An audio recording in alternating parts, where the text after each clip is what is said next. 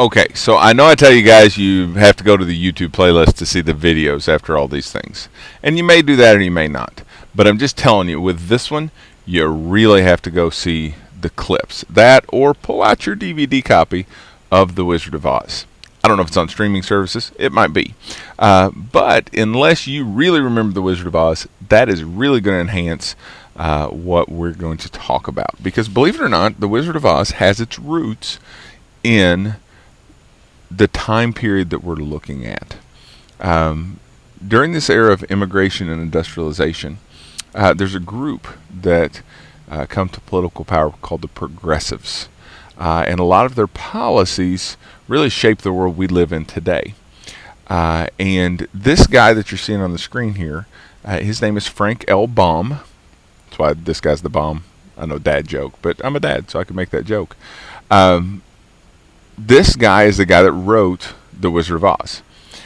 It was a series of books. They were actually written, I think, like the first one in 1900. There were like 12 books of The Wizard of Oz. Now, The Wizard of Oz is obviously more famous for the 1939 film with Judy Garland, and that's what we're going to see some clips of, or what I'm going to want you to clip in. If you're watching this online on the YouTube playlist or on your own, but I'm going to propose a theory to you that I think you'll find interesting. Now, this is the Veggie Tales Somewhere Over the Rainbow. You can check that out.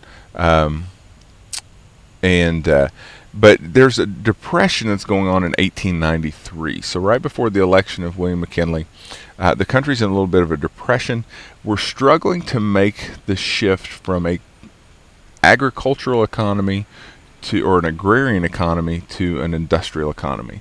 So we're struggling with this transition from people making their living on farms and in farm-related industries to people now working in factories. One of the reasons this was happening is because factories were really not very nice places to work. They weren't safe. They didn't really care about the workers a whole lot, and they didn't. They'd work terribly long hours. Didn't get paid a whole lot. And so what starts to happen is you see the birth of labor unions at around this time. And one of the tactics that labor unions will use to deal with management are strikes. And so during this period of time, there are a couple of very famous strikes that go on. The Pullman strike was against the Pullman sleeping car company. They made railroad cars. And so there was a strike there. The Homestead strike was another one. And we're going to see how this relates to monkeying around in a little bit. But a lot of times business owners would actually pay private detectives or people to go and break the strikes. So the idea was you find out who the leaders of the strikes are, see if you can find something to blackmail them on or something like that, or literally see if you can break them. Like, do you like those kneecaps? Do you want to keep those kneecaps? Well, what do you say we call this strike off? And so this was one of those things. In both of these places, basically the town had built, or the town is built up around the factory. So the people that lived there, or that lived in the town, were people that worked in the factory. And the owner owned basically everything. So you were working for him, but you paid him rent, you shopped in his store, and you could get credit if you couldn't cover your expenses. Well, the problem is you're getting credit from your employer, so it made it really hard for people to be able to leave that place of employment. And so you start to see more direct action. Into that come a group called the Progressives. Like I said, this is going to be a political party that's going to show up championing the rights of the common man. And this is one where you're going to see they don't ever get a president into office. Woodrow Wilson's probably the closest we come in the lead up to World War I as being an actual progressive president. But as far as the political party, it never usurps either the Democrats or the Republicans, but their ideas leak a little more into the Democratic Party. There are 4 amendments that happened during the Progressive era. 16th Amendment is income taxes. That was seen as a progressive thing because they wanted the wealthy people in the country to be paying their fair share of taxes. 17th Amendment allows the direct election of senators. So again, you're bringing the government closer to the people. It's not the state legislatures that are electing those guys now. It's actually the people. The 18th Amendment, prohibition, and then the 19th Amendment gave women the right to vote. So by the end of the Progressive era, you've got a lot more people involved in the government process, and that's always a good thing.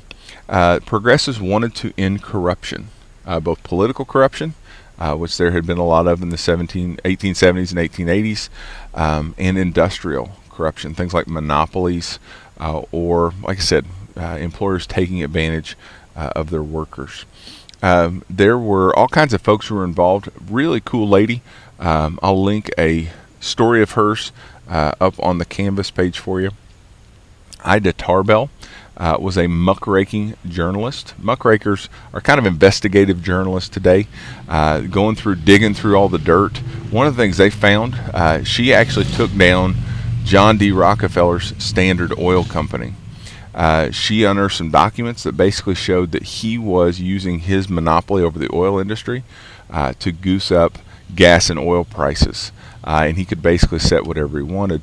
And when that expose comes out, it leads to the government breaking up that company. So this lady took down maybe the richest guy in history with her journalism. During this era, you're going to see the birth of the middle class of people. Most people today would tell you they are middle class. A lot of people in the area we live in, that's kind of the designation you would give those folks. And like I said, you've really got a couple of, or one really progressive president with Woodrow Wilson, who's going to really get a lot of these policies enacted. Most of those amendments are passed while he's president of the United States. So, Mr. Bagwell, what in the heck does this have to do with the Wizard of Oz? You told me we were doing the Wizard of Oz, and now you're talking about progressive stuff. Well, what I want to tell you is that the Wizard of Oz in 1939 is an excellent movie, but if you got to go back to the book, and this book is being written in 1900, and a theory surfaces in the 60s. Now, I know people were doing a lot of drugs in the 60s, but I actually think this one has a lot of weight. And the theory is that Frank L. Baum was writing an allegory. Now, that's a big $5 word that just means it's a story that stands for something else. If you're familiar with the story of The Lion, the Witch, and the Wardrobe from the Chronicles of Narnia, right? That's an allegory for the Christ story, for the Gospels. Animal Farm is an allegory for communism. And it's just a story where the story is standing in for something else. And that's what's going on, I think, in The Wizard of Oz. And so we're going to just break down a couple of those elements and look at it, and you can decide whether or not you think I'm full of crap or not. Not in general, just about this. I know you may have your own opinions on the in general part, but just about this. So I'll give you the first one here. If you look at this picture, one of the most famous parts of The Wizard of Oz are the ruby slippers that Dorothy is wearing while she travels on the yellow brick road to meet the wizard. Those looked great on a movie screen in glorious Technicolor. They were actually red sequins on those shoes. You can actually see them in the Museum of American History as part of the Smithsonian in Washington, D.C. And while Judy Garland looked great in those shoes, they were not originally in the book ruby slippers. They were silver slippers. So catch this, right? She's on a road of yellow bricks. Yellow bricks, gold. Silver slippers, maybe we're on to something. The country at the time that he's writing this book and during the Progressive era was on the gold standard. That meant that we only printed as much money as we had gold to back it up, which limited the amount of cash that's in circulation in the United States. Progressives wanted to go on a gold and silver standard. They wanted to be able to print money based on silver too, which is just basically making a bigger pie. And when you make that pie a little bigger, everybody maybe gets a bigger piece. And so that was one of the things they were advocating for, was to be on the gold and silver standard. So it doesn't make much sense with ruby slippers, but if she's wearing silver slippers on a yellow brick road, maybe it's got something to do there. Now, who's Dorothy in this? Dorothy is what we call in literature an honest narrator. Basically, we're supposed to believe that what she's experiencing is really happening to her, and that if we were in that type of situation, something similar would be happening to us. So she's the stand-in for us in the story. And so we're supposed to believe that if we get blown to Oz, all of those things could reasonably happen to us as well. You see this in a lot of different literature. Harry Potter, to a certain extent, even though he's got the wizarding powers, he's dropped into this fantastic world that he had never experienced before. And so we're kind of experiencing Hogwarts and those kinds of things through his eyes. Huckleberry Finn, in The Adventures of Huckleberry Finn, there are stories that don't have honest narrators, but they're a little fewer and far between. So as Dorothy's going along, right, she's going to meet first the Scarecrow. And so the Scarecrow, what's his problem? That's right, he doesn't have a brain. What this was meant to convey, at least if you go by this theory, were the farmers who were operating at this period of time. Like I said, it was hard to be a farmer. Farmers have become much more of a corporation type of thing than being able to make a living off of a family farm. And they were usually uneducated. So when we talk about a scarecrow not having a brain, he's supposed to be a stand-in for the uneducated farmers. Make sense? So you need to go watch that clip there that I've got so you can hear the song and all of that kind of cool stuff. I forgot about the Munchkins too. They were there for the Follow the Yellow Brick Road. My question for you there is, where's the Red Brick Road going? And how come there was never, maybe there was, like I said, they were like $12. I haven't read them all. But where's that Red Brick Road going? Because I got questions. The second person that Dorothy's going to meet is the Tin Man. What's the Tin Man's problem? He doesn't have a heart. Wow. So a Tin Man without a heart. I just spent some time explaining to you that industry wasn't very nice to the people who were working for them. If you got injured on the job, a lot of times they would just go and replace you. You didn't want to work 16 hours a day, they'd go find somebody else to take your job, because you always had a fresh set of immigrants coming off the boat wanting to get those jobs. And so industry needed a heart, the same way the Tin Man needed a heart. So what's the cure for the Tin Man? Getting a little bit of heart. What's the cure for industry? The heart the progressives are going to bring by making the factory owners recognize the humanity of the workers. Now, the next guy that shows up is the Cowardly Lion. Now, the Cowardly Lion doesn't represent a group of people as much as one particular person. The guy you see in the bottom right-hand corner of your screen is William Jennings Bryan.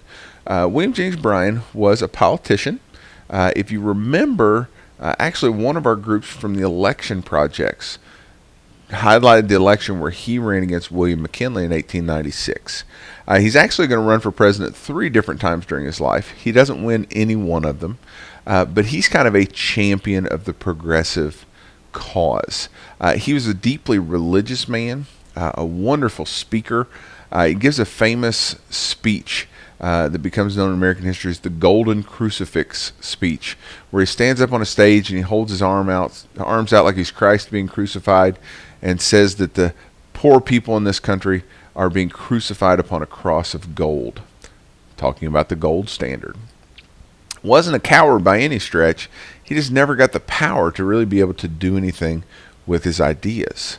And so in that way, he's kind of like the lion. He looks fearsome, but he lacks kind of the power to do what he knows is right for those folks. Now, the witches in Oz all have a part to play in this little deal too. Right? I put up there No One Mourns the Wicked, which is a song from the musical Wicked, and if you haven't seen it, it is fantastic. Love the music in that one, and if you're familiar with the Wizard of Oz story, they do some neat things with it. The one on the top left is the Wicked Witch of the East. Of course, we never see the Wicked Witch of the East. We see her feet, which have the ruby slippers, until Dorothy gets them. But the Wicked Witch of the East is supposed to represent banking interest. Basically, these guys are controlling all the money, so they don't want to have more of it in circulation. You're going to be cutting into their power. The Wicked Witch of the West are the ranching and mining interests out west. And so they've got a control over the farms and what's happening out there. And so they're exercising that power as well. Think about it. One of the things that, or the thing that kills the Wicked Witch of the West is water. There was a drought that was going on in the country in the 1890s. It was one of the reasons for the economic slowdown. What's the cure for drought? Water. All right, am I starting to convince you of this yet? Probably too many coincidences for it not to be true. And then at the bottom there, we've got Glinda, the Good Witch of the North. She's supposed to represent the northern politicians who were more sympathetic to the cause of the progressives. Right, you're going to get more votes from those folks in the House and the Senate. So where do these guys fit in, right? I remember being a kid. This is one of the first memories I remember. And it's also one of the first movies I remember seeing. My parents went on a vacation, so my grandma came and stayed with my little sister and I. But my little sister was down for a nap, and grandma decided she was going to show me The Wizard of Oz in a rainstorm. And so between that and me being kind of worried we were going to get blown to Oz and these creepy little winged monkeys, it was a lot of years before I wanted to watch The Wizard of Oz again. These guys are supposed to represent the Pinkerton detectives. Pinkerton detectives are a really neat idea. There's a guy named Alan Pinkerton who figured out that one of the ways you could get away with being a criminal in this period of time is you just move. You could go to another city, blend in, and there wasn't really a way to any kind of cohesive force to catch you. And so what he does is he opens Pinkerton detective agencies in the major cities around the country. And so if one group was chasing you and they saw you get on a train in New York and knew you were heading to Boston, they could just ring up the Pinkerton detective agency in Boston, and they'd be there to catch you. Their symbols, what you see in the top right-hand corner of the screen, it was an all-seeing eye. This is "We Never Sleep." Pinkerton detectives, because of the sign, get the nickname Private Eyes. So that's where we get that term, Private Eyes. These guys are the strike breakers. So they're the guys trying to find dirt on the strike leaders, or they're the guys who are being the physical enforcers of what the company wanted done. These guys actually, though, the Pinkerton detectives, also inform what will become our FBI and Secret Service. A lot of the techniques that they use, including multiple offices in different cities, are things that will be adopted by the government as we start to look for a more nationalized law enforcement presence. The Emerald City, right? So this is where Dorothy's trying to go to see the wizard. Emerald City in the book is not an emerald city. It's a city of ivory. And the reason it looks emerald is when you go, you get glasses that have emerald lenses. And so they make everything appear emerald. So they didn't do that part in the film. But if you go back and you think, okay, if we're going to see, if we're actually progressives and we're different groups of people in the United States, and we're going to see the people in power, where do they live? They live in Washington, D.C. Washington, D.C. is a city of ivory, right? You look at all the buildings, it's white limestone, right? A lot of it from Indiana. And so that is that city. Green is also the color of money. And so starting to make a little sense that way. The Wizard of Oz, right, then if he lives if Oz is supposed to be D.C., then the wizard is the president. President at this time of the writing was a guy named William McKinley. William McKinley, by all accounts, was a good man, was a good president, but he really had to struggle between balancing what big business wanted, who helped him get elected, and then these rights of the common man. And so he ends up, in some ways, looking like he has more power than he actually does. And that's a problem with being the president. When you're the president, people assume that you have a lot of control over things like the economy. when, as you were reading last night in the Constitution before you go to bed, the president really doesn't have anything to do with the economy directly, at least. But he's sure going to get blamed for it if it's not going the way that it should. But William McKinley in this series is supposed to be the Wizard of Oz. He's the Wizard of D.C. There's the Wicked Witch, and she is about to get hit with the water. Again, I put these scenes up, or you pop your DVD in and see. Also got a copy in the film library. They're going to find that hard to believe. Toto, sometimes the dog's just a dog, right? Freud said sometimes a cigar is just a cigar. Toto in this theory doesn't really represent anything, but life's just better with dogs, I guess. There are a couple of cool things with the Wizard of Oz, right, that aren't necessarily as historically based. One is the Pink Floyd album Dark Side of the Moon. There was a theory, and I remember trying to do this when I was in college, because it's the kind of stuff you do when you get bored in college, that if you started playing Dark Side of the Moon when the lion roared for the second time in the opening part, not the Cowardly Lion, but the lion in the MGM logo, that the soundtrack of that CD, the record Dark Side of the Moon, matched up perfectly with the Wizard of Oz. And it kind of does. It's kind of freaky. So you don't have to do all that because you live in the age of the internet. If you just go to YouTube and search that, there are people that have put clips of that up there. And it's kind of neat to hear what Pink Floyd's singing in the album and then actually what's happening on the screen. There are a couple of other stories. People kind of wondered, hey, is this something that's maybe a little cursed? The guy who was originally supposed to be the Tin Man was a famous actor named Buddy Epson. Buddy Epson is the guy that's in the Beverly Hillbillies, if you've ever seen that. He's appeared on the Andy Griffith Show a couple of times. But when they were getting the movie together and doing the test, they were using silver paint for him. He was going to be the Tin Man with a lot of aluminum in it. And he got really sick and almost died. And so they took him to the hospital. He's got poisoning from this stuff. But they had to move on with production. So not only did he get sick, he actually lost the part of being the Tin Man in The Wizard of Oz. The Wicked Witch of the West also got some pretty bad burns. If you remember, there's a scene in Munchkinland where a giant fireball goes up, and the trap door that took her underneath the set didn't operate correctly, and so she got burned a little bit. Probably the most famous is there's a story that a disgruntled Munchkin hung themselves on the set. Again, this is something you can YouTube up. When I was a kid and we had a VCR tape, it did kind of look like a Munchkin hops up on a box in one of the scenes and then hangs himself.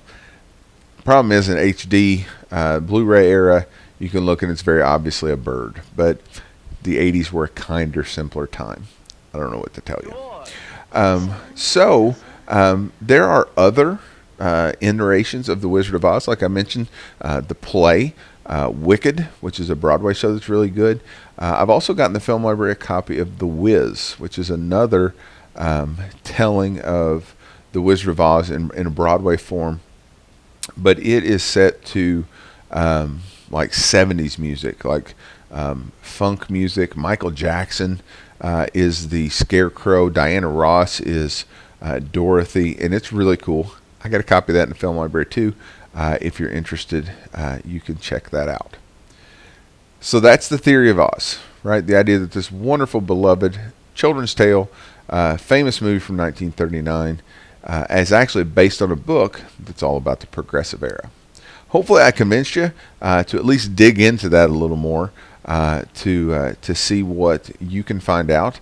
But as for me, I'm pretty convinced that Mr. Baum, when he was writing his book, had another agenda, right? He had an allegory underneath.